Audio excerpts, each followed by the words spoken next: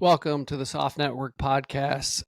If you're new to this channel, please take a minute, like, comment, subscribe, check out any of our videos. One of the things that we're trying to do is just be a central place where individuals from the SOF, veteran, first responder community can come and get access to high-level SMEs as well as other nonprofit organizations to learn what they do, what they don't do.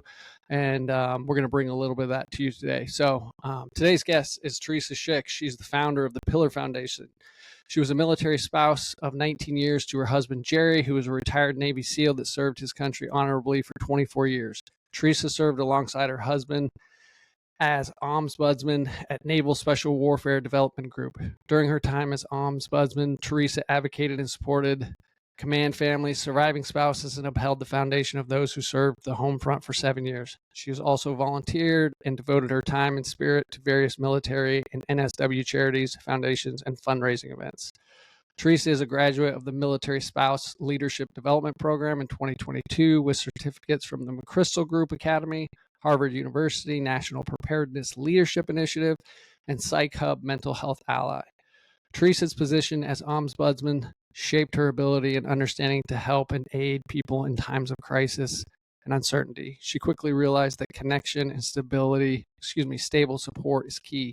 Using her certificate in nonprofit management, she then applied the knowledge to create the Pillar Foundation.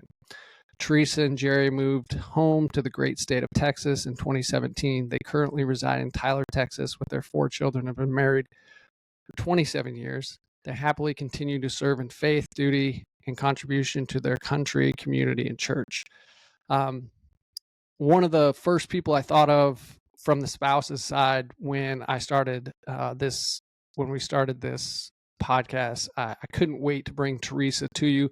I knew her story, having been a spouse and an ombudsman at Development Group, and her experience through the early years of the GWOT era and then into some of the losses, including Extortion 17 and her experience there. She's just been an amazing advocate. I've known her for a couple years now through the nonprofit space. She champions the spouses, and I think is just an amazing voice for all soft spouses, as well as her organization, the Pillar Foundation. They're great support of what we do and support many of the wives within our organization. And so I couldn't wait to bring this interview to you all. So without further ado, episode 5, Teresa Shick.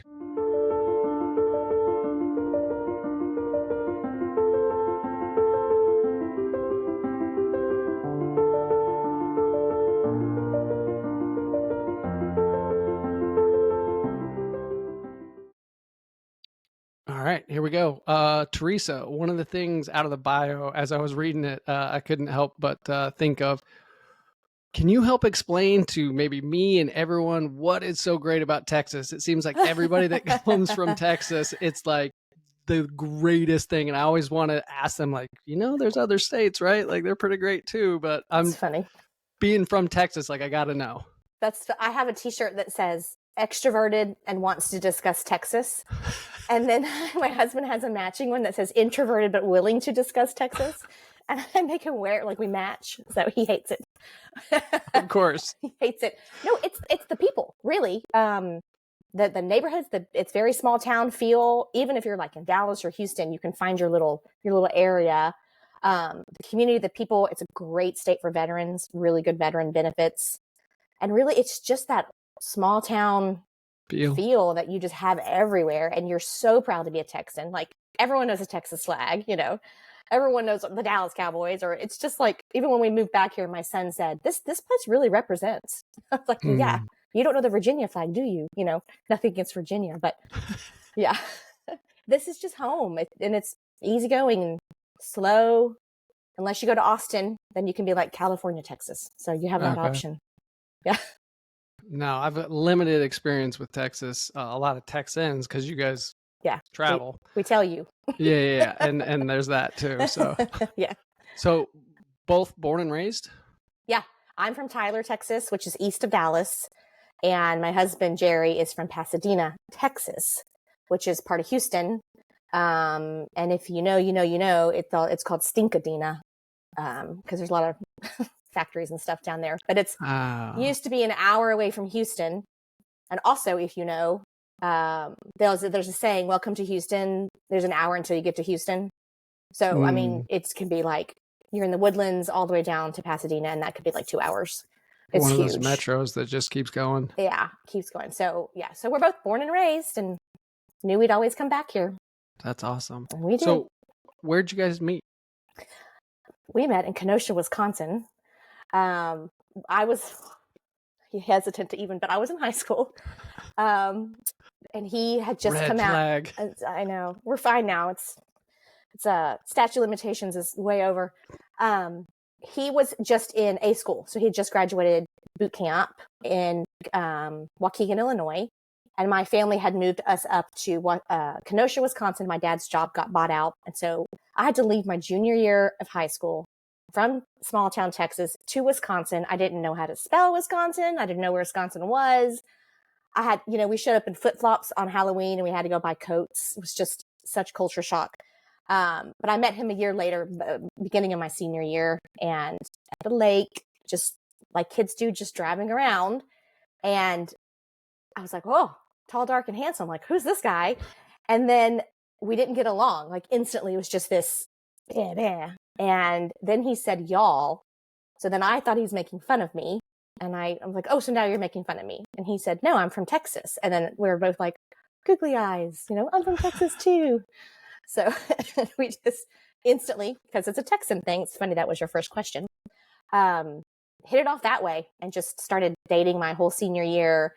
And then he took me to prom. It was very cute. And then he left. This was 94, 93 we met. 94 he left to go to Buds. And then we did a little long distance thing till January of 97. Like all through Buds, all through his first platoon. And then I moved out. What was mom and dad's reaction the first time? So here's the thing. I'm just going to tell you the truth. I had to lie. I had to say because he was 21 and I was 17. He only graduated 2 years before me. So in boy years, we're about the same, anyways, I lied. I said he was 19. I couldn't say he wasn't in the Navy because that was too difficult. So eventually every couple of years he'd gain a year.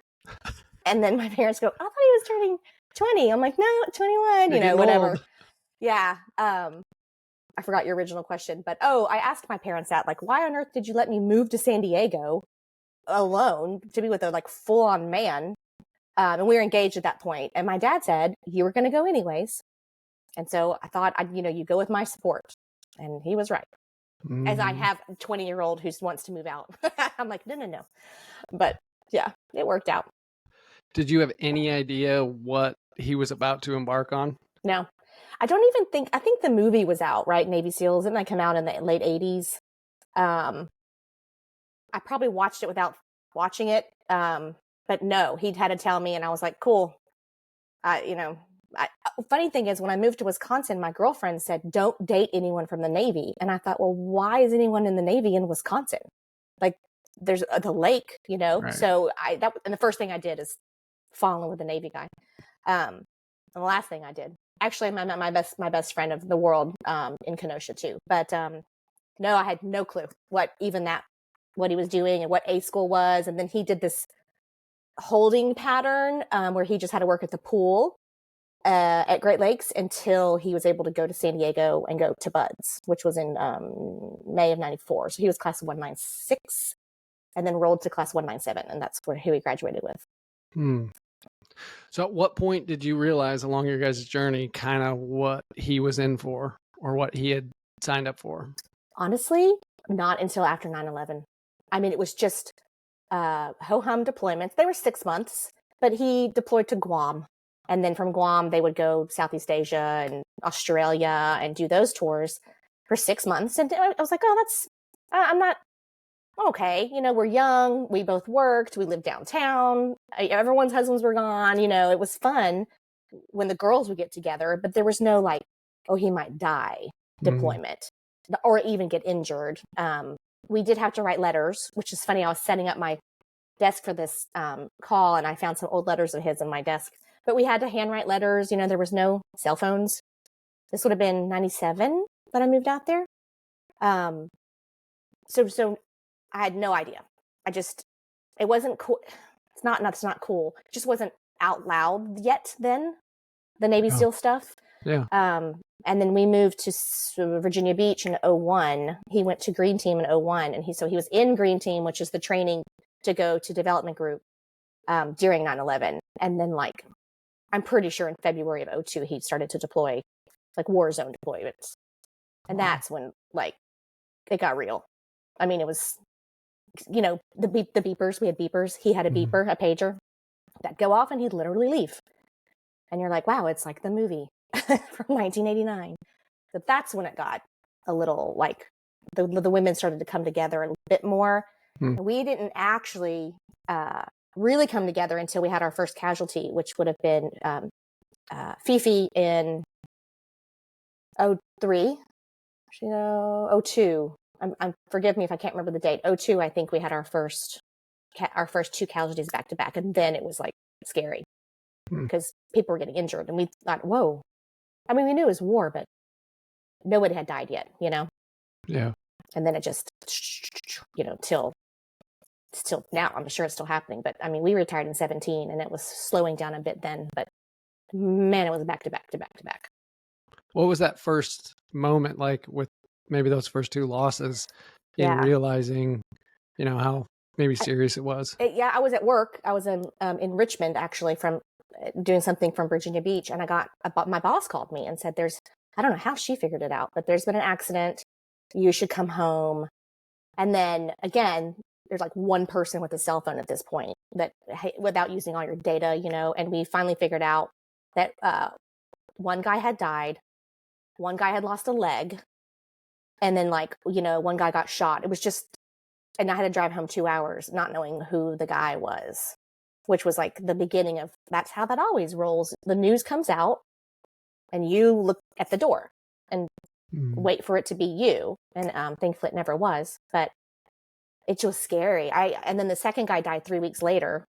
I stepped on a landmine. And I remember I came home, my mom called me and she's like, why don't you come home for a little bit? And I came home for a month and just was in shock. I mean, it's so crazy to watch these guys walk out the door knowing that that's it. This could be our final picture, or how do you want me to be notified? And back then that wasn't a thing. Now the ladies will know, the guys will know before they deploy. We fill out paperwork, kind of arranging your funeral and arranging how we want to be notified as the spouses. And as the parents, I had to say, yes, when you notify my parents, have a doctor there and have a priest. We got to choose all that stuff. Interesting. So, yeah. Not very healthy way to have a marriage, I'll tell you that. But that was it. That was our life. What was it like for the wives going through that? Because you really lived that transitional period, pre 9/11 and then obviously post 9/11, but being at that command and obviously the rapid deployments, what was that transition like for the wives going from, I don't want to assume what it was like, but maybe less aware of how dangerous the job was into the latter years? What was that transition like? Fast. Because it would just happen like that. All of a sudden shit got real. Sorry, but that's what happened. All of a sudden, just a handful of times he would call me and say, I've got to go. And I'd like you to get the kids out of preschool so I can say goodbye. And then, you're just ugh. And then when they're gone, the guys compartmentalize. So did we. You just go about your merry day and talk to the wives who's home, or we all have the neighborhood husband who'd come fix the dishwasher or whatever, or, find the lost dog. You just roll through it with your head down and lots of prayers if that's what you're going to be doing, and lots of support from the other spouses. I mean, it was a huge family tribe all the time. And there's just no way no one can do this by themselves well, or, leaving any sanity. So, there wasn't a lot of time to think about it. It's just boom, war gone. And then boom, Iraq gone again, or maybe gone back and forth, or something else, a pirate gets thrown in the mix. You never know, not really a whole lot of time to get ready to do this, even though they were telling us this for years. If we go to war, this is what our team does. And we're like, There's no war. Little did we know. So when they would come back, or when your husband would come back, for you guys, what was that transitional period like? I'm sure he was home very short and then back out to train again and get ready to deploy again. But was that an adjustment period for y'all? Yeah. So after 9/11, we didn't have any kids yet. So that is a whole different animal when you've got the littles involved versus, a working wife, or let's say, because I can handle it. I can go to work and maybe I have CNN on in the background. When you got the kids, then you're explaining to them why daddy's gone again. Or, hey, daddy, before you come home, make sure you shave that beard. You're scaring your children. Like, they've never seen you look like the Taliban, So there's a lot of difference in that if you're a mommy or not. And that's your worst nightmare, is having to tell your kid their daddy died. So it really does change a lot. But most of it is just head down, compartmentalize, get through that 4-6 months, whatever. Welcome him home. It's awkward. He's been gone 4 to 6 months. That's weird, And also, if you're a parent at that point, oh, no, that was 6 months ago. Little Johnny's walking now. He goes to bed different timing. Oh, they're eating solids. Or, she's not in preschool. She's in kindergarten, and he misses all that. So I know now, looking back, that he had it way worse. Not because he's at war. I mean, that's horrible. But he missed all this stuff with the kids. Like, just doesn't even remember, like, kindergarten for some of them, Or me. I had surgery on my mouth one time. He still goes, what? And I was like, well, you weren't here, so you don't really, it didn't stick because you were gone that time. Or we don't tell them. That's the other thing. They told us, like, we don't tell the guys if something's wrong. Your refrigerator's broken, don't tell the guy. Baby's sick, don't tell the guy. Something major, then we go through the chain of command and tell the guys something's wrong, but you don't bother them with the stuff at home because they're at war and they're saving people and they're saving their brothers, and they do not need to know that my refrigerator's broken and little Johnny's sick. Like, I can handle it. Again, not the healthiest marriage. You do what you got to do. Yeah. Yeah. What do you think, for individuals that haven't been a spouse, haven't really put themselves in the spouse's shoes, what do you think the hardest part, and I'm sure it's different for each individual, but what do you think the hardest part about being a military spouse, specifically at a soft command, was for you? Just probably always preparing for knowing that someone's going to die. And it could be you, and it could be your best friend's husband. And it had been for me a couple times, my best friend's husband. It's just so heavy all the time to think, well, I can't schedule vacation next year because he might die. And we would say that. Now we say dead or divorced, which is horrible also. But it's like we all turned into like cold-hearted non-feelers, and constantly kind of kicking the can on any problem, because Jerry and I have a fight over finances, and we're in the middle of it, but then we get a phone call, somebody died. Well, our fight can wait. Our situation can wait because somebody died or somebody's been hurt. So you never really dealt with a lot of stuff because other people's things kept getting in the way, and they were always more important, until retirement and all that. All that stuff's been sitting there for 20 years waiting to come out. For you, what was the hardest part in leaving that role, being a spouse, but being at a command and, him retiring? And I was ombudsman too for 7 years. So for listeners, that is the liaison between the command and the families. And it could be, Susie's in labor having a baby. Susie needs to reach Bob. But you can't call Afghanistan. We couldn't then. There was no texting then. And so Susie has to call me, and then I call the chain of command, who I need to talk to get to Bob. Could be, though, something else is really wrong with Susie and it's an emergency, and then I would have to go handle that while contacting the command. Anything in between, and then it could be Bob died. I never there's a CACO for that. There's a casualty assistant calls officer. So the ombudsmans don't show up and knock on anybody's door. I do show up pretty quick after, because once the notifications come, then they'll call me, and then we show up and start to run the funerals, basically. kind of handle all the wives. But that, when we left, when we retired, and it was after 24 years that he was in, but that like stopped. I'm no longer ombudsman. Like, I have 4 kids. You think I'm busy enough, but it was weird. I couldn't figure out, like, am I a military spouse? Am I just a veteran military spouse? Like, who am I supposed to be taking care of now other than my own family? I felt very removed, and like a lot of like identity crisis that the guys go through.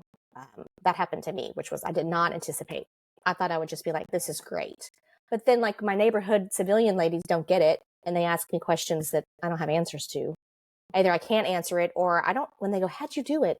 I don't know. Put your head down and you just do it. Just like anything hard. So it was just hard to like get back into civilian land and be understood, really. And I also thought that the things that were problems in civilian land, I was just like, is someone going to die today?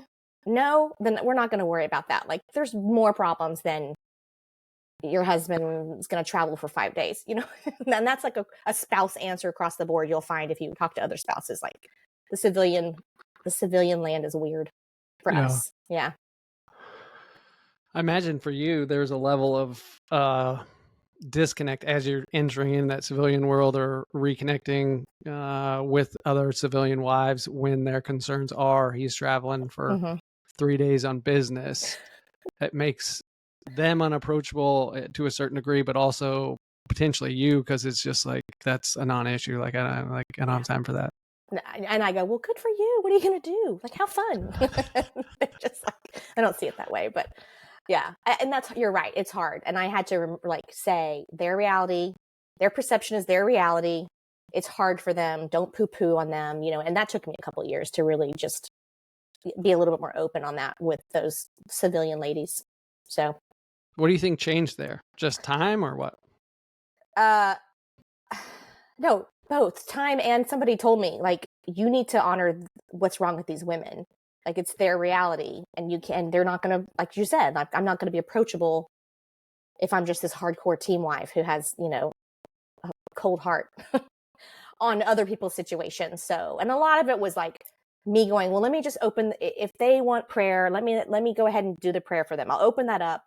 I'm not going to belittle people's situations. I mean, I just had to make an actual change. Okay. Yeah. So it was just a moment for you. Yeah. Yeah. Okay. I think somebody wiser told me that. I don't remember who she was, but one of the women that had gotten out like 10 years before me, and I was complaining. She goes, yeah, well, you got to get over that. It's not going to be the same. The tempo's not the same. Like, just chill, basically, calm down. Obviously, you hear guys say they miss it, the tempo, the intensity. Yeah. I'm curious, are you a wife, or are there wives that miss that tempo and some of that seriousness? I did, and I don't any longer. What I do miss is the people. Virginia Beach community was great, the military community. I miss it for him. I miss the op tempo for him and the brotherhood that he doesn't have daily anymore. So I miss it for him more than me. Like, he, if you asked him, would you go back? He'd say, yeah. But no one wants a 52-year-old to come back, So he's not going. But he's done. Like, it's time. Make room for someone younger and spread your wisdom. But he would go in a heartbeat, and that would make him so happy. And just that adrenaline and that rush that they don't have anymore, I would wish that back for him in some way that's safe. Yeah. But I don't know what that is yet. It's been 7 years, and I haven't figured that part out. It's layered. It's something that me and another researcher are working on a paper, and we've been talking about it a good bit, but there's so many layers into that life and that tempo that's intertwined with identity, purpose, validation. And when that's removed, there's just a structure in life. Like, you really don't have to create too much future, right? Like you were talking, it's just like, what's next, especially for the guys. And then the wives are just responding to whatever the guy's schedule is. Yeah. And then one day, you may be prepared for it. You may get med boarded. It may happen in an instant. It's just gone. Yeah. And it's not just, okay, you're no longer getting to deploy. It's the regularity. It's the support system. It's the community. One of the things that I've talked with several people about on the civilian side is getting them to comprehend this is a group of individuals that you've experienced life with to the degree that probably or very few other human groups have lived, especially in our day and age where it's literally life and death. Things really don't matter. And you know that the people on your right and left would sacrifice for you, and you see the effort and the energy and the sacrifice that they put in, both at home on the spouse side, but then also on the operator side. And to lose all that, it's a lot. It's a lot. It's and if you stay in Virginia Beach or San Diego, you have it a little bit, but we both agree we needed to get away from it. It's not toxic, that's not the word, but to constantly be toasting somebody's anniversary, it's just a lot all the time, and you don't ever get to work on ourselves, our marriage. And actually my sister here in town told me, she said, your marriage is like a robot marriage. You guys are just transactional. I was like, oh, well, because that's all we've had time for, so that was a big turning point for us too. I'm like, hey, we get to, one day I was, typical woman going, okay, I got to pick up this person. I've got a haircut, grocery store, the dog. I'm one person. And Jerry in the background just goes, what do you need me to do for you? And I said, it took 2 years. And I said, can you pick up so-and-so from school? And he goes, yeah, what time? And I was like, 3:45, but you have to do it. Like, you can't not do it. Can I count on you to do it? Do you know where you're going? Will you remember? No, that's why we write things down. But it took me a long time to get used to the idea that I could use him as a grown-up. Sounds awful, but I was just used to running the show. Yeah. And same with him. Like, I have to go, let's go ask Dad. Like, Dad's here. Let's see what he says. And they go, well, why are we asking Daddy? Like, we never asked Daddy before. I'm like, well, he gets to say now. Yeah. Yeah, he's here. That other piece, you hit it right there, but you also mentioned it a little bit earlier. When they come home, my brother-in-law wasn't in SOF, but he just wrapped up 22, 23 years in the Marine Corps, and was gone a lot. And when we lived in North Carolina, we lived near him. And so seeing him miss some of those chapters in life, but then also, to your point, that reintegration process of, hey, mom's got the order and the structure and the flow of the family. And then they come home and it's like, well, I'm Dad, where do I jump in here? How do we navigate this? And, seeing him do, a year gone, a year home, whereas you guys were, months, but then he may be home for a week and then back out to train. I'm sure that was super difficult. Yeah, we just kind of paused when he'd come home. Like, Daddy's home for the next 2 weeks. Everything just kind of pauses. Try to spend a lot of time together, maybe go to like Great Wolf Lodge, whatever we can do, because they could only go 30 minutes outside of the command. So we're kind of stuck there, which is a good place to be stuck, Virginia Beach. But like, everything centers around him when he's home, and then he leaves and we're like back to normal scheduling. So, and actually when we got out, our first spring break was a big deal to us because he could be there and we get to plan it, and we got to go. And so it was kind of neat to have that and know he's going to come, because once the kids got old enough, I couldn't skip Christmas or a birthday, pretend like, oh, it's not your birthday, you're turning 2, you have no idea. Like, we had to celebrate as the things happened without him, which hurt his feelings. But I'm like, they're old enough to know it's spring break. Like, I can't take him out of school another week. Like, we have to go without you. So you got to carry on. And it's hard. It sounds awful. Like, people will say, get your own hobbies and do your own thing. It's true, because otherwise you're just waiting,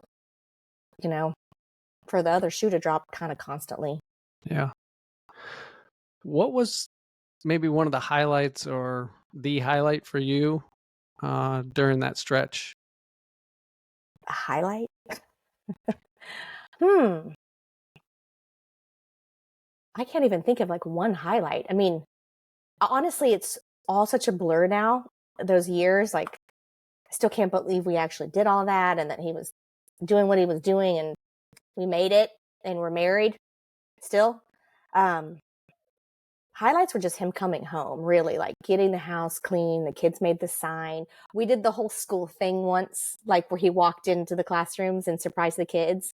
So we did that one time. So that was fun. But those are really it. Like when you know he's coming home and the whole neighborhood knows he's coming home and there's signs and balloons and and then he doesn't come home till like the next day.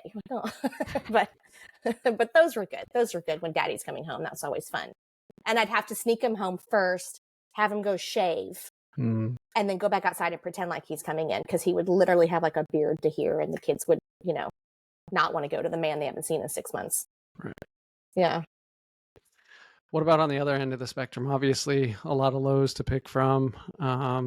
For you, what was one of the hardest?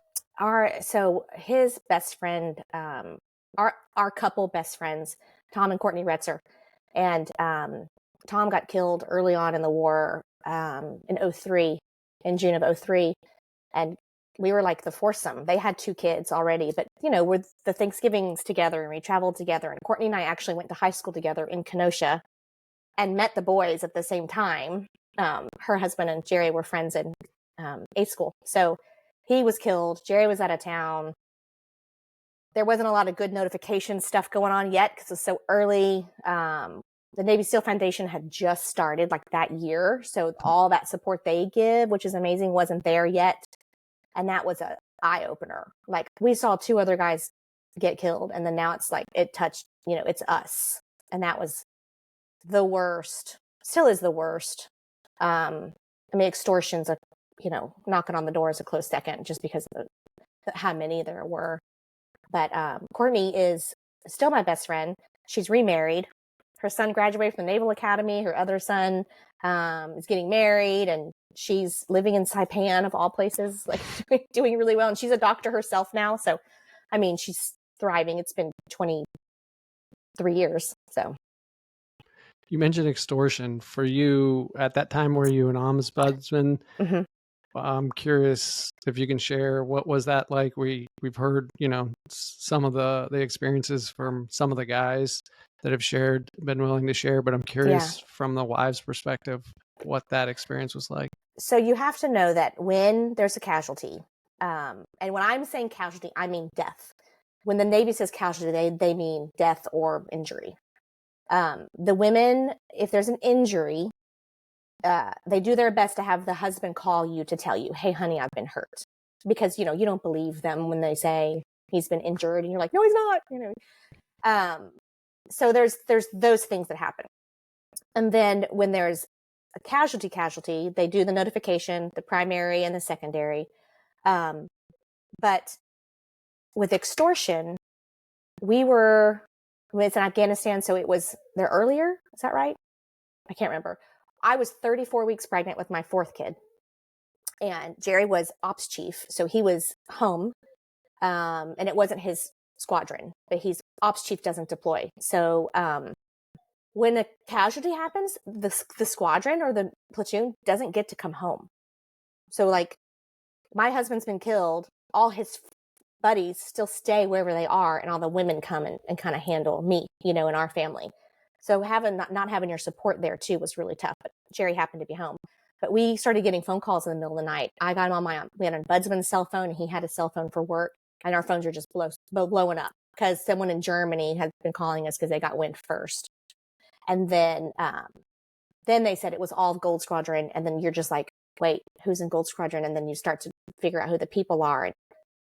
Then I got another phone call, really telling me who the people were, and I was just on my knees, and I'm massively pregnant, and woke up Jerry. I said, we got to charge our phones. Like, you're on. And then the next morning at 10 a.m., they called in all the ombudsmans. There was 13 of us for the whole dev group, not just Gold Squadron, which I don't even know if I can say.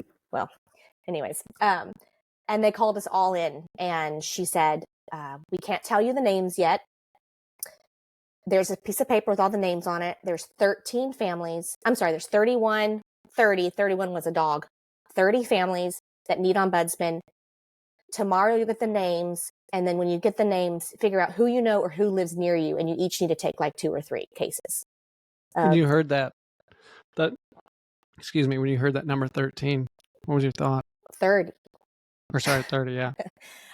It didn't make sense because we're like, how is that?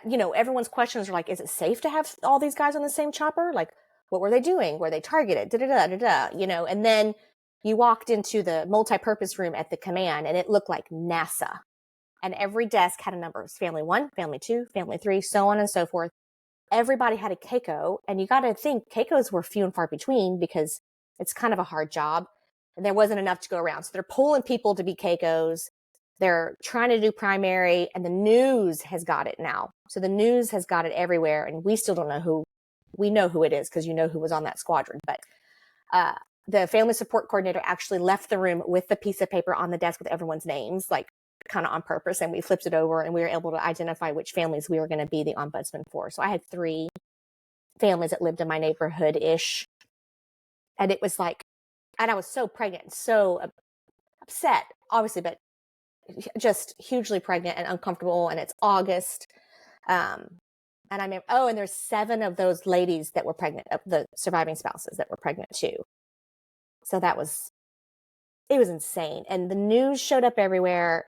The command would just get supplies of things, people just bringing in food, supplies, toilet paper, you name it. And we actually had to stop it and say, whoa, like, we're getting too much toilet paper. If you want to donate toilet paper, talk to this person. And then we had a closet of toilet paper, literally a closet of toilet paper. Sandbridge is a beach community down there. They all got together and donated a ton of houses for all the families to fly in and stay. I think we had free car rentals. My family at home was being fed. Like, my mom flew in and someone was feeding her. It was like an onion. It was just like layers and layers of this support. And every day you'd get on a plane and fly to a funeral in the guy's hometown, if that's what you were going to go do. And logistically, the command now had to scatter and find people. The Gold Squadron has to exist still. So they had to take people, and that kind of broke up all those other little squadron communities. But I don't remember crying. I did go into early labor. I don't remember crying until much later. Like years. Years later, I think I finally processed all that, because you just don't have time.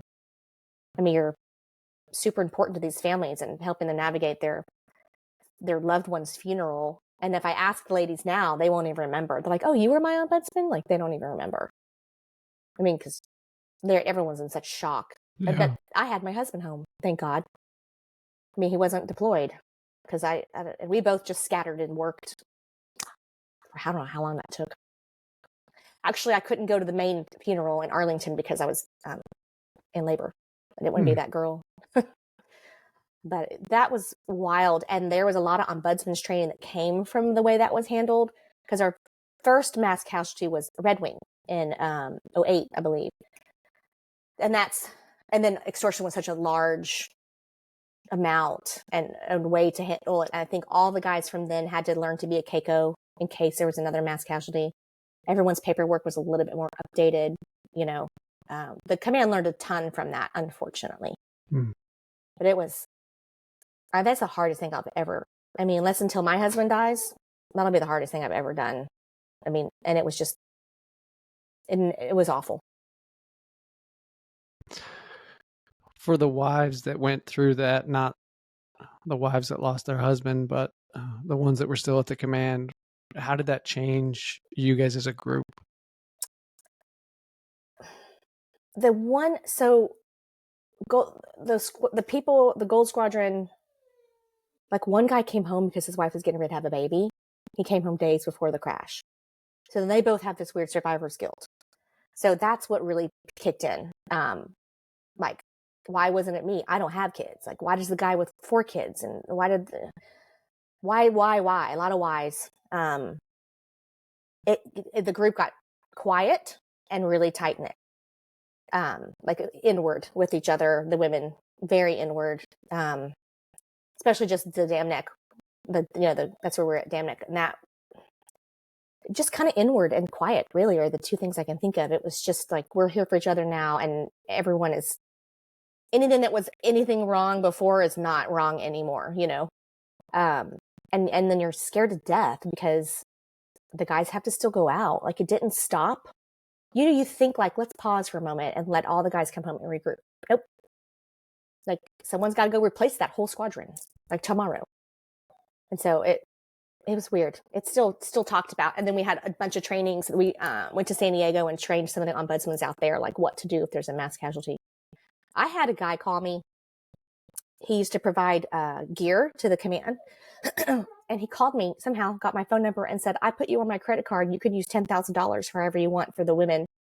I was like, oh, no, I cannot do that, sir. Like, you can donate that to the Navy SEAL Foundation and they'll trickle it away. But this community support was insane. I mean, we have, I think they probably still have paper towels in that damn closet somewhere, but yeah, it was a really cool way for Virginia Beach to come together. Almost like 9/11, flags everywhere, a ton of good patriotic support. Mm-hmm. Yep.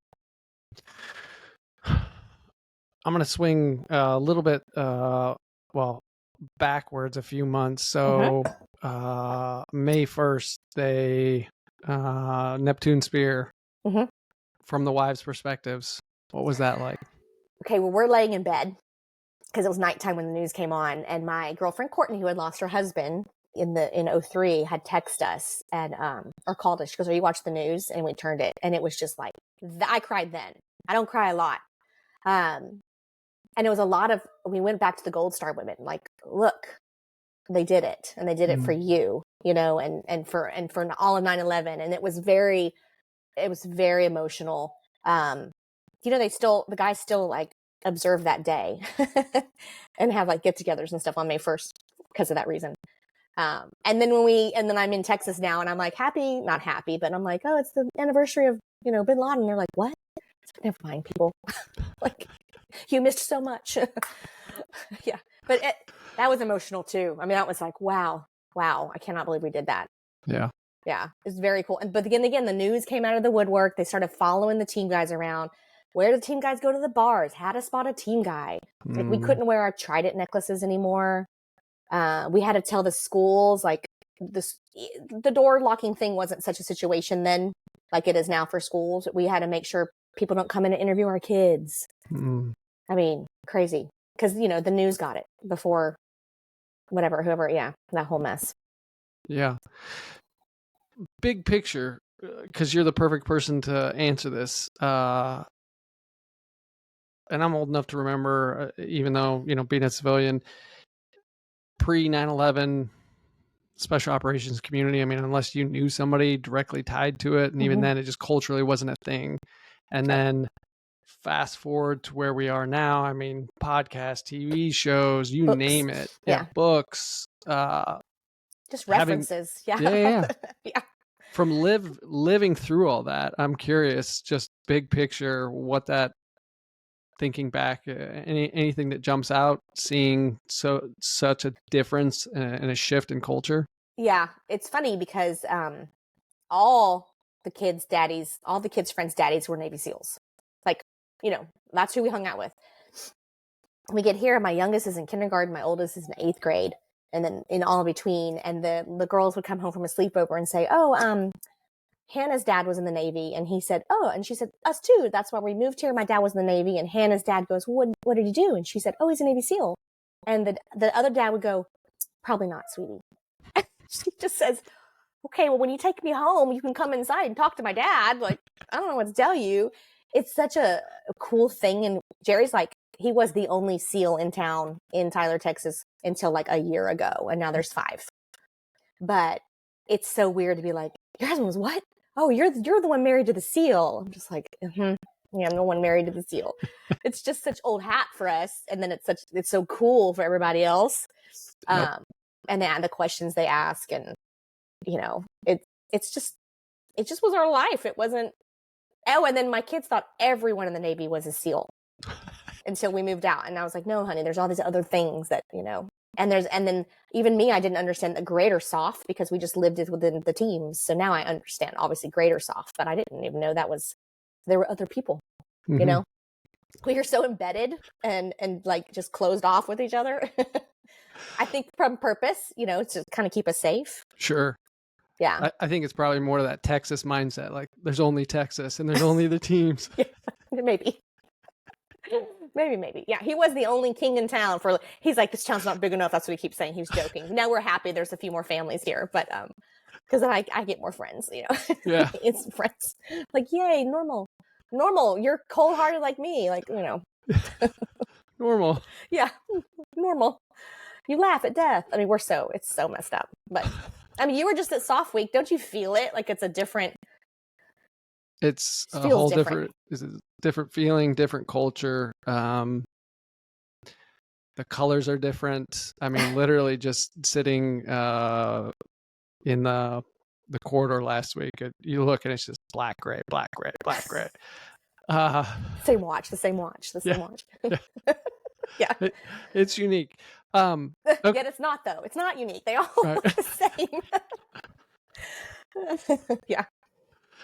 So take me through the transition. So he retires, you guys move down to Tyler. Mm-hmm. Obviously, you know, we're going to get to the Pillar Foundation. Where did all that start? I'm sure, you know, the roots of it and the genesis is tied back to your experience, some of the experiences we just talked about. But I'd love to know, for you, having created this organization, has it always been a thought? Was it a moment that just, boom, I need to do this? Like, take me through your experience of realizing that you wanted to create this organization. Yeah. So when we moved home, well, we knew we were coming home. Texas was always happening. But before, 2 years before he got out-ish, I started to pay attention to the ones who've gotten out and retired and saw the divorce rate was really, really high, really high. And I remember calling one of the Admiral wives, Admiral Losey's wife, Ivy. I said, what is going on? Is it really this difficult? And she goes, well, then no one told us what to do. There's no manual. Honor Foundation hadn't even started yet. I think Jerry went through class like 8 of Honor Foundation. And this was in 16 he went in, or 17. But as ombudsman, and then I'm not ombudsman anymore, and I'm still getting these ombudsman questions from the girls in Virginia Beach. I'm like, I'm in Texas, y'all. I can't help you anymore. But they just, I like to collect resources and I like to collect people and then like do the connections of that. So I started looking around and going, well, why is she divorced? Long-term marriages, 20, 25 years, or just so unhappy. And it was more of like a 2-year brainstorm session with a bunch of wives from all different walks of life. What happened after retirement? Like talk this through. And they were just saying how they wish they had been supported. So for 2 years, I just kind of listened and took notes. And that was in 17, 18, 19. So in 2020, I got my 501c3 status, and then COVID. And the whole thing was I wanted in-person retreats, so I couldn't do COVID retreats. Then I, had the whole imposter syndrome. And then I thought, what do I know? How you do to you're an entrepreneur. Like, you kind of talk yourself down some days. And then in 21, my dad passed away. And then in 22, Jerry actually said, shit or get off the pot. Like, he's like, are you doing this or you're not? Because people need it and people are still coming to you for questions. And so I had my first retreat with like $1,000 in March of 22. And it was just, I brought these women together that are all in Florida. I ended up getting a house donated in Florida, and they were all retired or about to get out. And we just kind of sat around for 4 days and talked about what we wish we knew, or some of the ladies had kids in college. And so we learned about different VA benefits, very organically sharing resources. And I kind of put programming together on the first couple of retreats, like what the ladies need to know and what information they already had. And I just had my 15th retreat in Sarasota a couple weeks ago. What made you decide to go the retreat route? Like, what was it? Just instinct? Like, I just need to bring a group of ladies together and like flush this out? Yeah. I moved to Texas and I said, well, where are my people? Like, we're talking about the weird civilian thing. Like, if I just knew where they lived, because the guys, there's things for them. They can track each other. But is there a SEAL spouse that lives 2 hours from me? Because we can meet in the middle and have lunch and feel better about what we just did and how we're processing what we've done for the past, 2.5 decades. And that's where the idea came. Ooh, it'd be cool if we could get them together. It'd be cooler if we could get them together where they're going to move to. And that way, when they go there, they already have friends little relocation specialists already. Yeah. So they're not moving and just being plopped down and lonely and not understanding what's going on. And also you're getting used to your husband again, who like, hello, sir, nice to meet you. So there's just a lot that nobody can understand except for us, right? So that's where the in-person part came. I said, these ladies need to be in the same room for 4 or 5 days and become friends and get another sense of community wherever it is you're going to land after you get out, med board, retire, however that looks. It doesn't have to be retirement. And the other thing I really was trying to do was have them still be married, because the end goal here is to keep a marriage together, to get the woman ready for transition, giving her all the resources, and I can tell you what those are. But that way, when he comes home and he's kind of spiraling or crashing or flailing, she's like, I got this. These are the resources for you. This is for me. These are for the kids. Because you both can't be flailing in a marriage. Like you know, somebody's got to be okay a little bit. So that was all like, let's make the girls okay. And I say girls because we don't have any men spouses yet.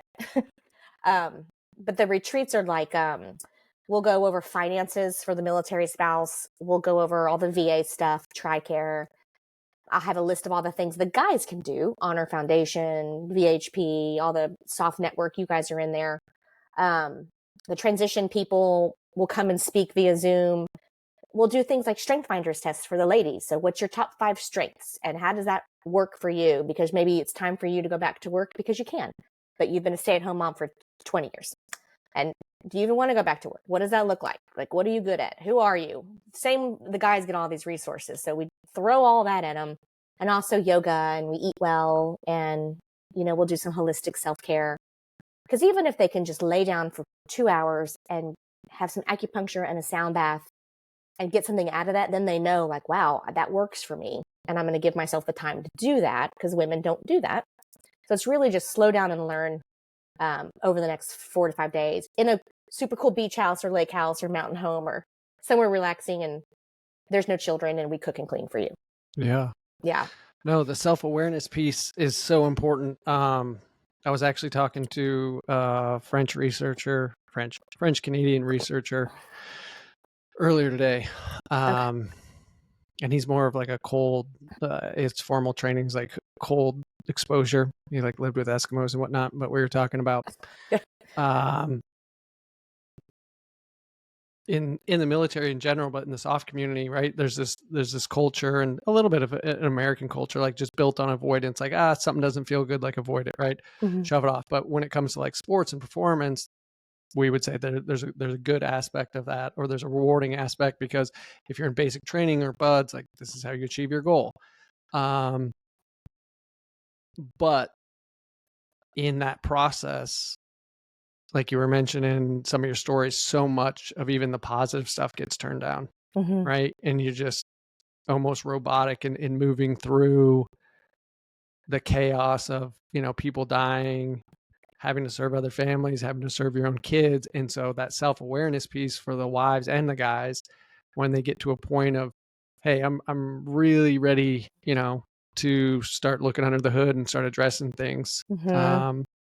And for anybody that's listening, I would say the earlier the better, because when you're able to start connecting with some of those experiences and process some of that, you're moving towards a greater level of health. I think the fear for a lot of guys is they start out with that avoidance mindset. They pack enough away, and then they know, and for the wives probably too, like once that dam breaks, I'm afraid of what's going to happen. Exactly. And they say, I have a harder time with active duty spouses. They're not ready to unpack. No. They're still working. Right. You know? And then the veteran spouses, you have let's say there's 10, there's 7 active duty, 3 veteran spouses. And the active duty ones, they're speaking differently.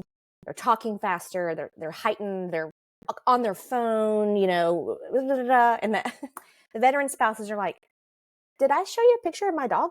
Like, you know, we're just like, you learn to slow down because you can, but that takes years, especially if there's a TBI involved, which there always is.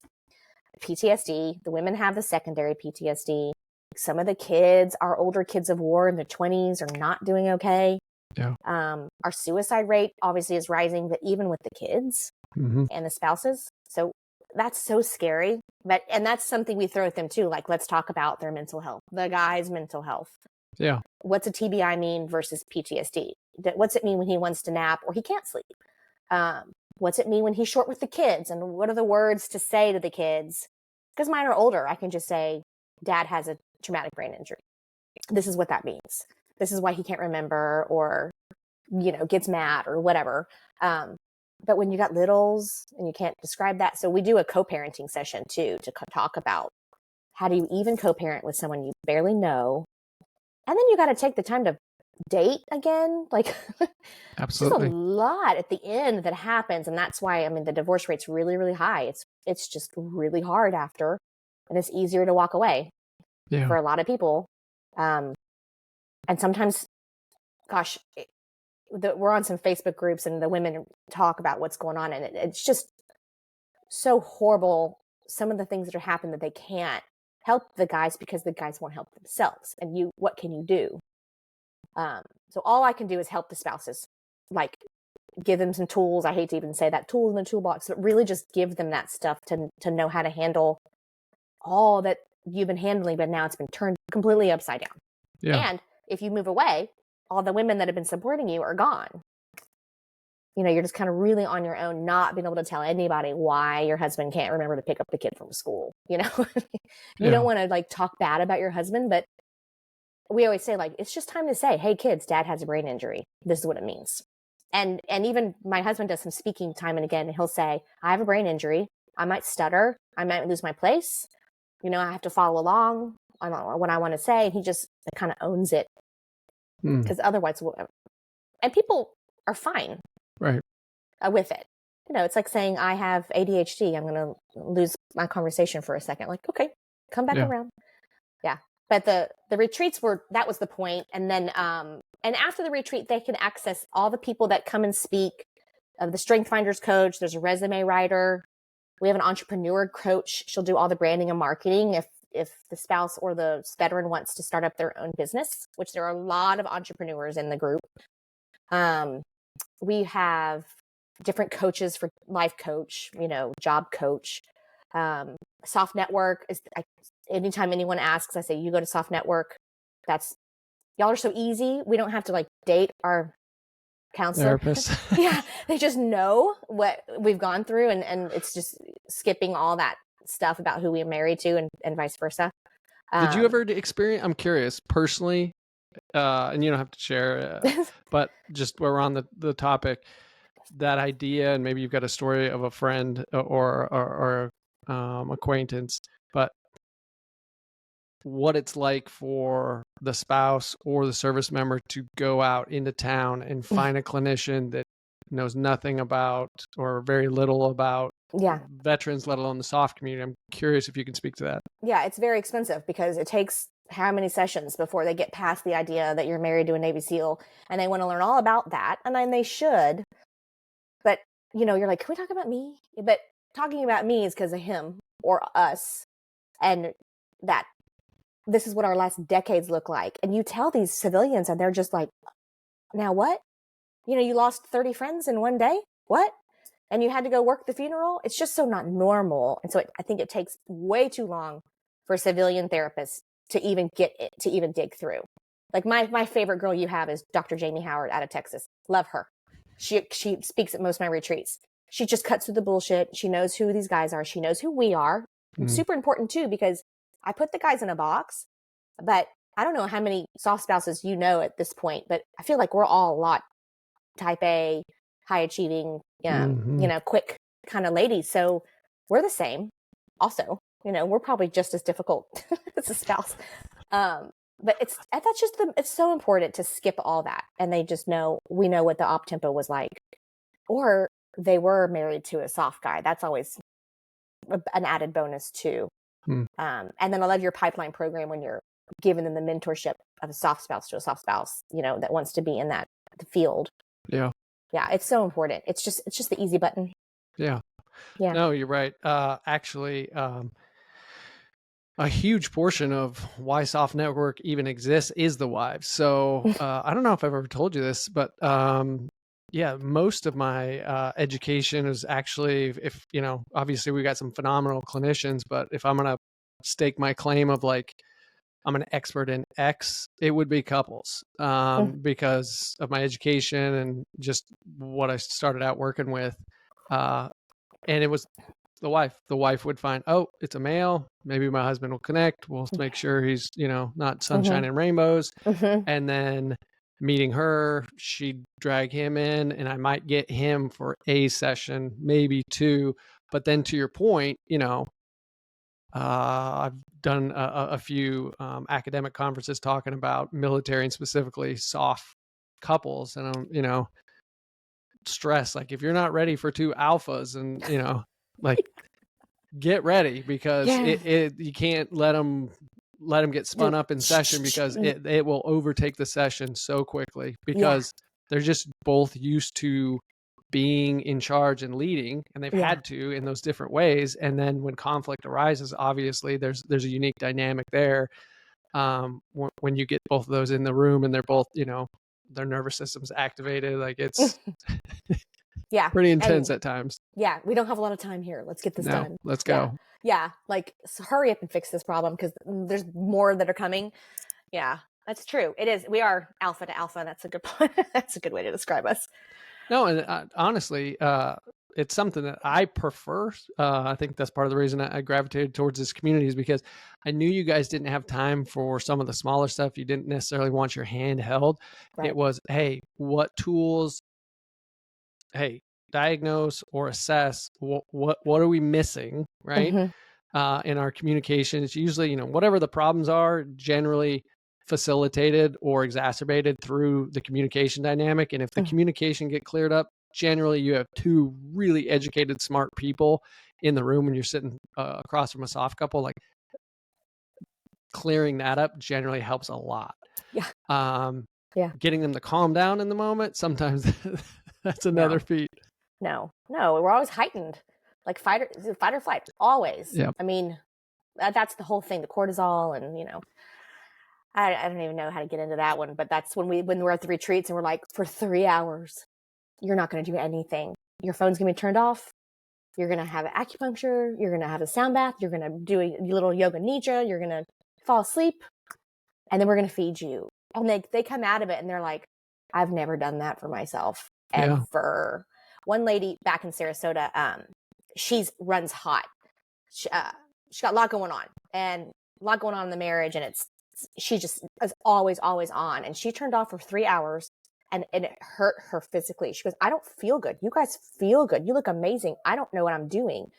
And one of the workers was like, imagine if I just ran out and did a marathon and I've never done that. I'm going to feel like crap. You just did the opposite. Your body has no idea what it's doing. Like, that's how much you needed to just shut off for 3 hours. But and that awareness piece, I can't stress this enough, right? So if you're used to just ignoring, all the small trivial things, that, you're ignoring your nervous system, like, hey, I don't have time to deal with that. The kids are yelling, screaming, like, I don't have time to deal with that, especially as a mom, as a soft spouse, and you're just, captaining the ship because he's gone. Your body at different times is telling you. And then when you get into a couples work, especially, or even individual work, it's, hey, I ignored something earlier in the day that was probably telling me I wasn't ready for this conversation. And then I got into the conversation, and it just exploded. And so that awareness piece that you guys are doing at the retreat, specifically getting them aware and listening to their bodies, love it, because the more the operator or former operator and the spouse is aware of their body and actually dial into that self-awareness of what it's saying, they're then able to take that initial step and go to the spouse and say, hey, feeling a little funny about the way we left things this morning, talking about the car line. Maybe I, felt a little incompetent or whatever. And now you and Jerry can actually have a conversation, as opposed to 6 hours later. Years later. Because typically there's no time for that. And that's just trivial, like you said. Like, I'm not going to bring that up to him. He's going to go to war and save somebody's life. Like, I'm not going to put that on him. Yeah, one of the sessions we do, which is cool, she calls it plugging your energy leaks. And so for days, the yoga girl teaches the ladies how to tap go into your body, like feel everything, and feel your thigh. It sounds silly, but pay attention to your big toe and just be very aware. And the coach, Caroline Brown is her name, and she has us sit there and be really relaxed. And what comes up when you're tapping into your body, it sounds crazy. If it sounds very woo-woo if you've never done this, but like mine, my hands tingled. And I said, okay, well, my hands have been tingling. And then she's like a good therapist. Well, why? We're talking through it. And I finally figured out I had 2 kids going to college. I'm working through the VA and all the educational benefits, and they're both out of state. And I was literally tired of the admin work. Like, I'm so tired of doing this admin work. And that seems trivial to me, but that was where my energy was leaking.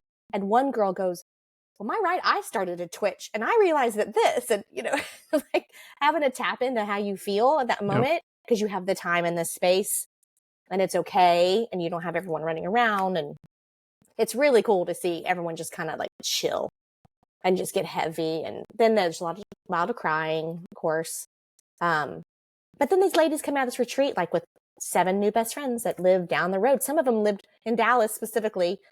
They're like, I live in that neighborhood. What street are you on? And they just never saw it, just didn't know. And now they do. But there's a lot that comes out of it, and a lot of good follow-up from just the resources that we can provide the ladies. And there's a little grant scholarship program we have for non-traditional needs.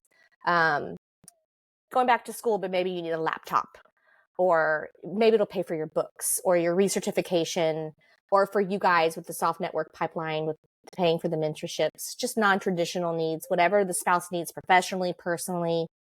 That's what we're here for, just to kind of make their life easier. Again, so they can lift up their husband, take care of their kids, kind of keep everything cool as best we can.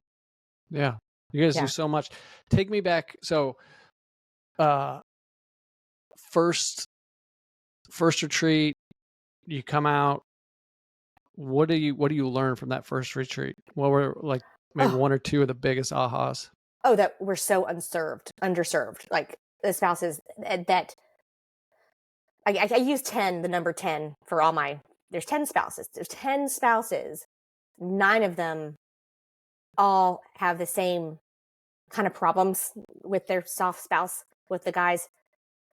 Not the same one, but they all go, oh God, thank God it's not just me and it's not just him. Like, you guys have the same problem and I have the same problem. And our kids say the same things. Everyone just leaves there going, oh shoot, well, not just me. Like, cool. It makes them feel seen and validated. But it's mainly like there's a handful of spouse programs now. Like the other little Greenberet Foundation has a Steel Mags, and other people have their own spouse program. But what I learned out of it was just say, what do you need? Give me the moon. Like, what would be your ideal situation on how someone could help a spouse? And that's how I learned like what's needed. But they don't ask. Like we don't ask as women. So and it's, well, soft spouses, I don't know, maybe it's every wife, but we're not first. Yeah. So I tease, I'm like, guys, you can be first for 4 days.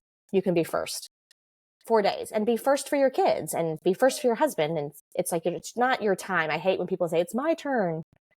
No, it's supposed to be your family's turn. After transition, your family's turn it's not like the wife gets to run off and do what she wants. That's not fair either. But that's always my big takeaway. Like, all the ladies are just so happy that it's not just them. Like, we're all in this. Like, we're all married to the same guy, like you said, we're all the same.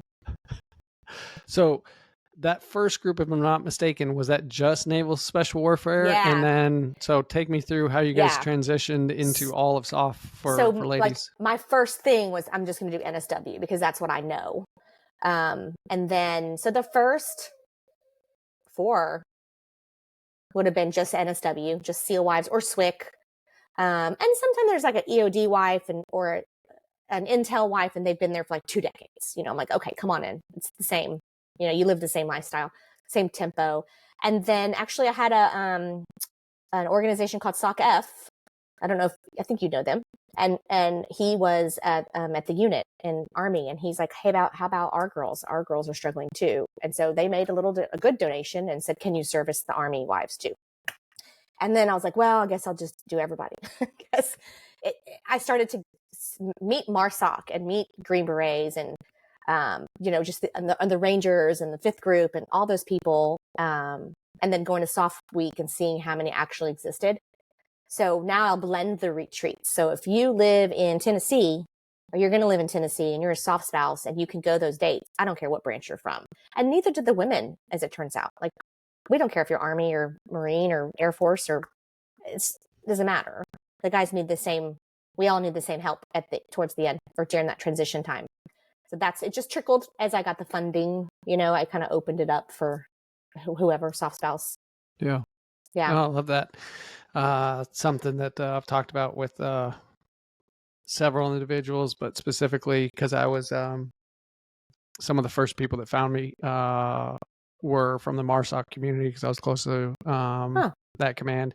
And so, yeah, one of the things we kept talking about, this was probably 10 years or so ago, was where are your guys' resources? And they were like, well, we're so new.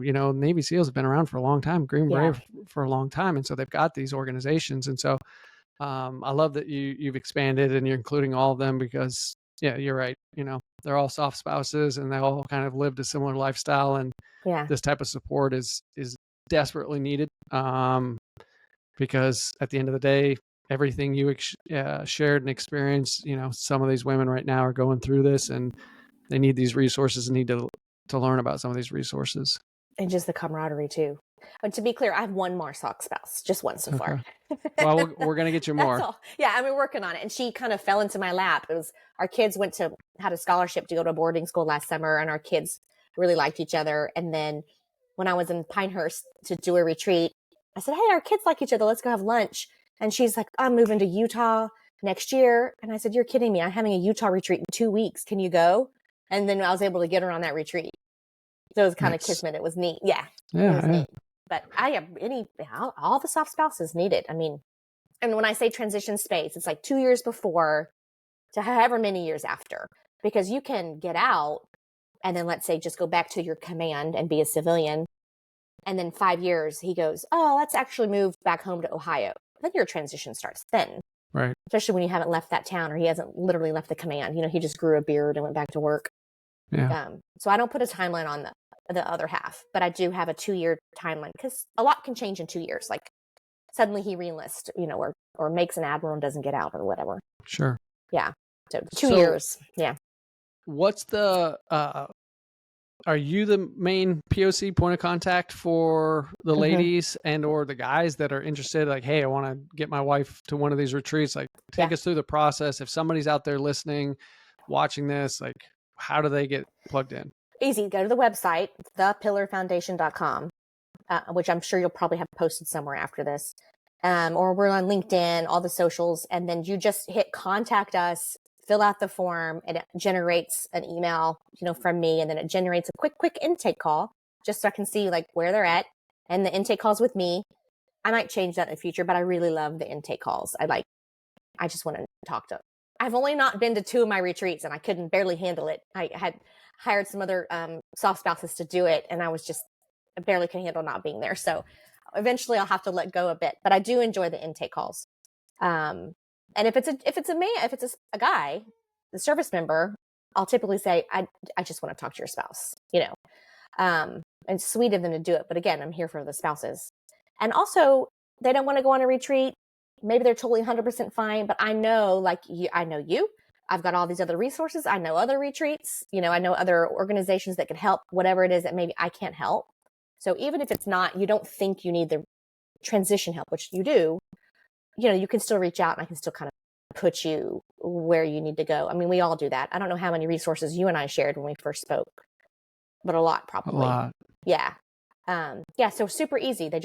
And if somebody wants to help, there's a donation link on that website, but I also need I need soft network people. I need people who want to be an advisor and maybe give a discounted rate to their services. Like, you're a lawyer or you're a CPA and you know how to navigate the VA disability benefits and the CRSC and all the tax things that's such a headache for a regular CPA, or a coach or a hormone lady, all these things I want to have like an advisory panel for the girls, the spouses, so they can have trusted people they can click on, kind of like what you're doing, but it'd just be different professionals. Yeah. Or you have a house you want to donate. I have a donor that donates Southwest Miles. That's been amazing. So it doesn't need to be like, money. It's just if you have something you think that would help the program, then that would be love to talk to whoever. Awesome. Anybody on that. Yeah. Or any kind of connection also, like how we do. Yeah. Yeah. So for all of our listeners, please take Teresa up on that. If you've got any of those resources or those abilities and you want to donate your time, donate your services, donate your business services, maybe you've got a beach rental that's not always full, or you've got some sweet cabin someplace where you think it'd be great for a retreat. Teresa would love to take you up on that. Yeah. And even if you're, a professional that's like, hey, I think I could help out here, or maybe I'll be a resource down the road for somebody that, needs an interest in, becoming, maybe a spouse wants to super geek it up and go be a CPA or get into taxes or something like that. Yeah. If you want to contact Teresa, do it. Here's the one thing I want to communicate to anybody that's a civilian that's listening.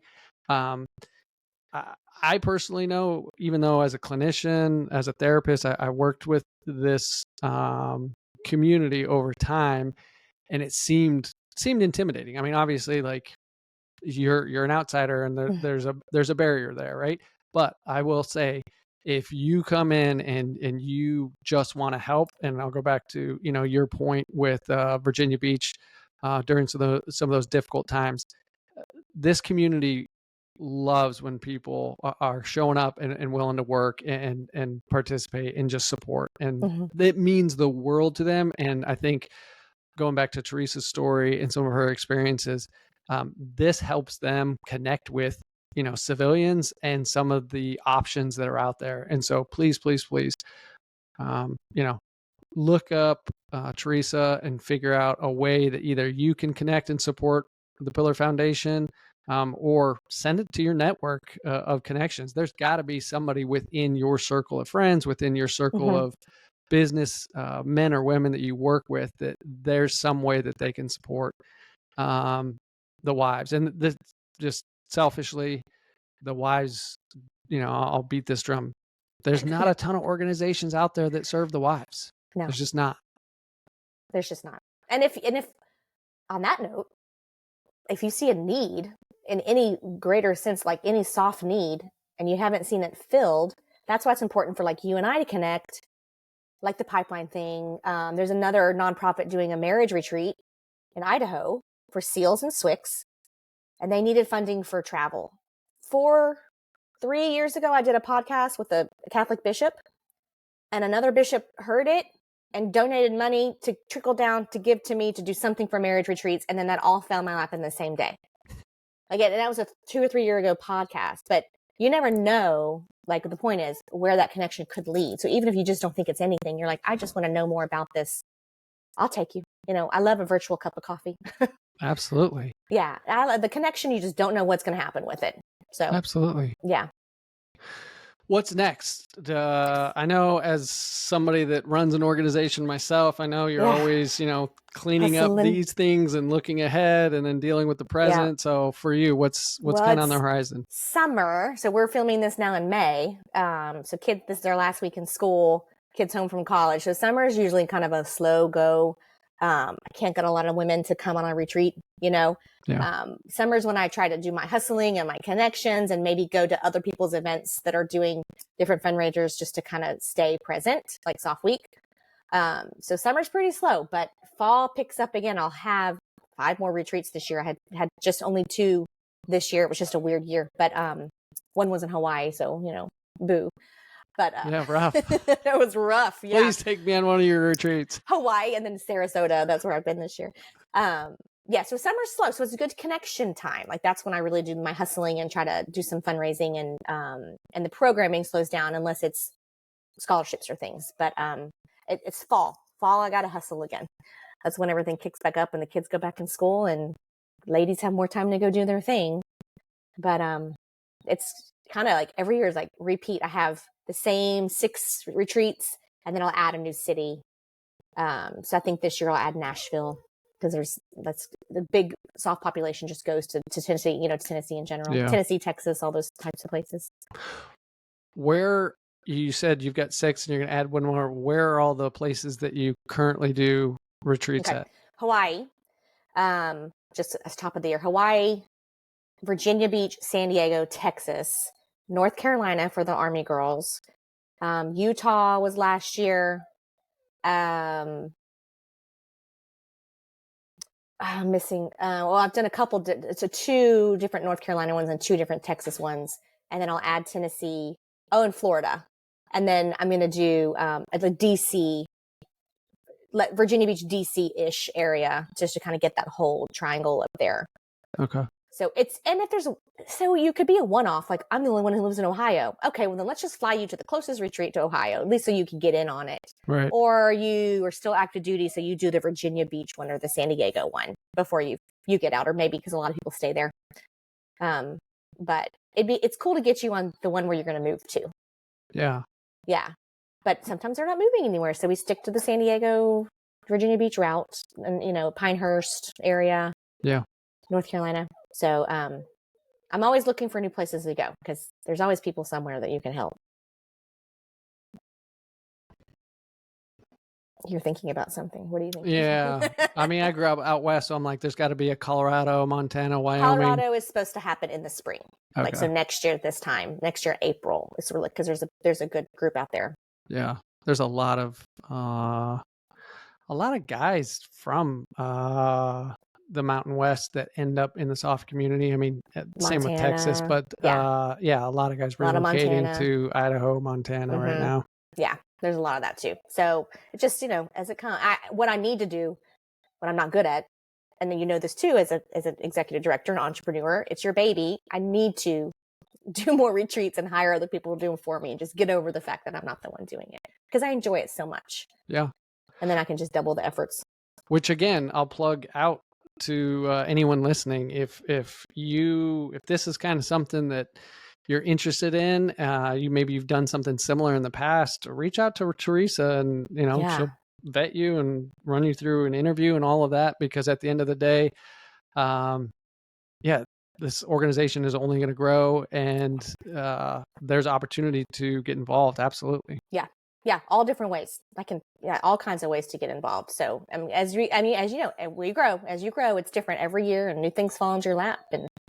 And sometimes you stay status quo for the year. There's a lot to be done. There's a lot of spouses.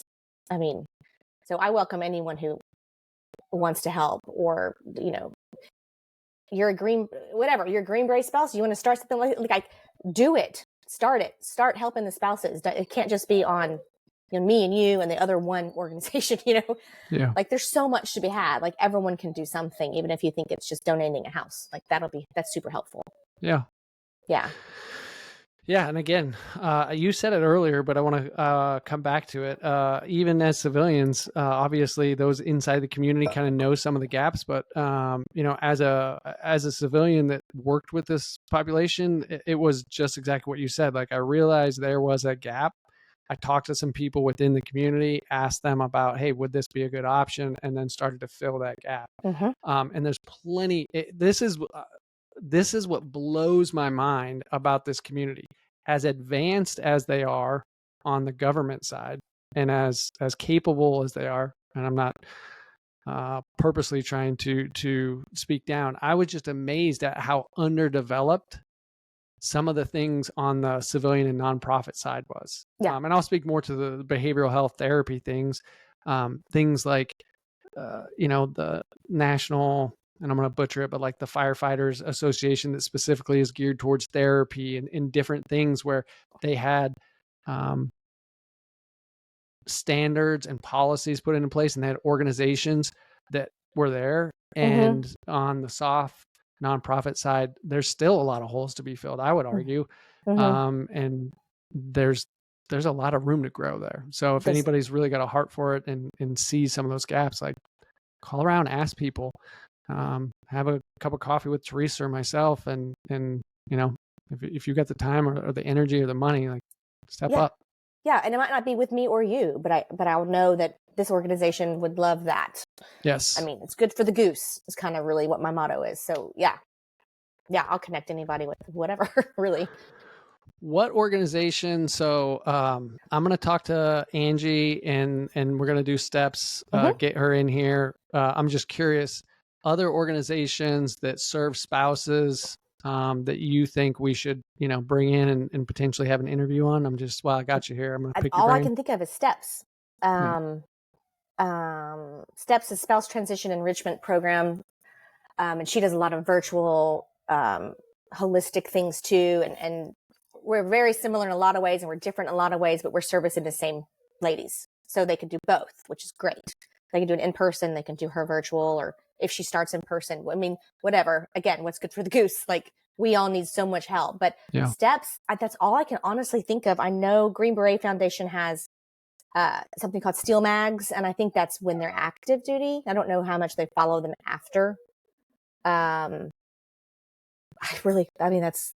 all I can think of at the moment. It's not a lot. Yeah, not a ton. And if you're a spouse and you have MARSOC Foundation, I don't know if that exists, ask. Like, just say, do you do this for spouses? Because maybe they don't know that you need it. Yeah. Navy SEAL Foundation has they take care of active duty really, really, really well. And they do a little veterans side for the guys, but not so much after for the spouses. But that's just not their wheelhouse. Right. It's fine. You can't all do it all. But yeah, Angie will be great. Cool. Yeah, that's a good organization. Awesome. Yeah. Anything else that you want to touch on or hit on? No, you asked a lot of good questions. No, not really. I think it's like if you're a civilian listening and spouses are just so not heard and not seen a lot, that might be a good way when you're like, oh, honey, let's make a good donation. Rather go to like Wounded Warrior, like maybe do some digging and figure out who are the small guys. And that $200 goes so much further on a startup or a smaller organization than, going to Tunnels for Towers. Amazing. But, maybe think a little bit more about when you're going to make some donations. You can look around, maybe something local that'll help your military community. I have a girlfriend who does rural, can't say that word, rural, RURAL veterans. And she does like whole festivals for the veterans. And so that's that's tangible. So maybe if you are a civilian looking to do donation, you can just do a little more digging and find something that's closer to home, closer to your hometown, closer to, where you grew up or whatever. Not necessarily logistically closer, but you know what I mean? Yeah. There's just more out there, I think, than there's so many veteran service organizations. Yeah. Yeah. Well, that's part of what we want to do with this podcast is I want to bring forward, this, coming into this, I'll say, ecosystem of the nonprofit, of the soft world. The last 3 years, I've met so many great people. I want to highlight them. I want to get your guys' message out there as much as possible to say, hey, this is what Teresa's doing. Here's the organization. Here's the ladies that she's serving. Educate them of like, hey, there's really like two. I mean, there's maybe a few others that have offshoots, but specifically they're devoted to soft spouses. And so the more that we can get that communication out there, to your point, the more people know. I think, obviously, if they know, they're probably going to take action. Yeah. Please, the other thing that I would say that is amazing about the Pillar Foundation, and this is how we, one of the ways we work together in a lot of different ways, but so our pipeline program, we've got our clinical directory. That's kind of our first pillar. But then our second pillar in our organization is our pipeline program, where you've got former operators and or spouses. They could be a wife of an active duty spouse, or their husbands are active duty and or retired, and they're going back to school for clinical mental health. So they're going back and becoming a psychologist, social worker, so on and so forth. But we pair them with one of our licensed providers and mentor them as they go through grad school and even post-grad as they're entering in about a 2-year period before they're independently licensed with their state. And so what Teresa does and a couple other organizations is they stroke checks for our mentors, right? And our mentors are soft spouses and individuals that have, years ago gone to grad school, and now they're serving the SOF community. And so her organization is amazing, because here she is supporting us and supporting our participants as they go through this critical portion. And I just can't say enough, because you guys have been a huge blessing. And I've talked with our providers that have said, like, I would love to do this, but I can't. And I will brag on you and say, on the ladies' side, I have more support on the ladies' side from the nonprofits than I do on the guys' side. Wow. And that just goes to show, like, you guys take care of each other. I know it. I see it. I see it in my clinical sessions as well. The women community of the SOF community, you guys go through something that's so unique, and you've shared some of that today, that not a lot of people get to see or experience or really even know what that's like. Yeah. And so that's why I wanted to get you on here early, is because I knew, one, with the Pillar Foundation, but two, with your experience, you've been through a lot, and you've got so much to offer. So I really appreciate it, Teresa, everything that you do. Thank you for letting me chat and gab. And with the women that we are sponsoring, or however you want to say it, like, I won't know the name, and then I'll know the name. I'm like, oh, I know her in a different way, in different capacity. Like, she's kind of come across my desk already or something. It's all kind of neat and not a coincidence. Yeah. On a lot of the women, like Mandy, and I know she won't mind me, and she's got her own, her husband has his own nonprofit that he's doing, Mandatum. They're doing Mandatum Foundation, transition support for DEVGRU guys. But Mandy came to my retreat, and I didn't know she was working with you. And then you asked me, and I like how that all works. Yeah. So it's all for a reason. Absolutely. Yeah. Yeah. Yeah. So I appreciate it. If there's ever anything you need, please let us know. I mean, we'll continue to support you guys and help in any way we can. Yes, Jamie Howard, shout out. Her and I and a couple other ladies went through an EMDR training last summer. And then there was actually 2 sections of it. But she's amazing. She's amazing. Cuts straight through the crap. And hopefully, and she's in Texas, so you know. Yeah, Texas thing. Yeah. Full circle. If you guys need anything, please have questions, concerns, want to donate, reach out to Teresa. Check out her website. It's thepillarfoundation.com, right? Yep, .com. And please don't hesitate to step up to the plate and serve these ladies, as they've served so much. Yes. We appreciate it. It's so needed. Thank you so much. Cool. I'll let you go. Okay. Thank you. Have a good rest of your week. You too. Okay. Bye. Thanks for watching. Please like, comment, and subscribe wherever you're watching or listening. And please share this content with your networks.